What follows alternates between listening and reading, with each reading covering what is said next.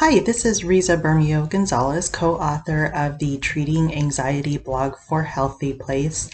I'm talking today about anxiety and experiencing anxiety when you're worried about what's going to happen in the future, or you're stuck in having thoughts about things that have happened in the past. I know for me that has been a reoccurring problem throughout my life. I have had the tendency to lose sleep many nights when I've worried about things that have already happened, and so that I things that I don't have control over, or I've been worried about things that are supposed to be happening in the future, events that are coming up, and I find myself thinking about what if this happens, or what if that happens, or um, any number of different possibilities. And often I find that I start to think about the worst that could happen.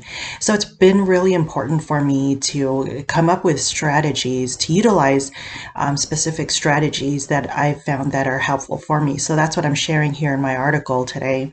One of those strategies for myself is exercising. I know I've talked about this before in previous articles, but exercising has really been an important coping tool for me. And I notice that when I'm exercising, I'm staying completely in the moment, and I'm not worrying about other things that have happened in the past, or things that might happen in the future.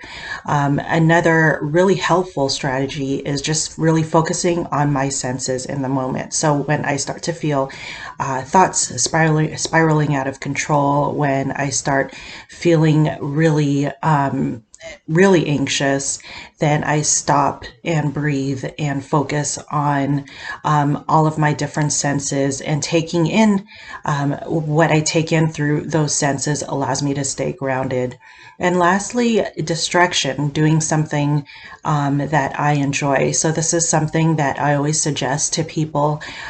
Focusing on doing something that you enjoy, just allowing yourself to be carried away in the moment, is a great way to stay in the moment, and to not focus on those things that you're worried about.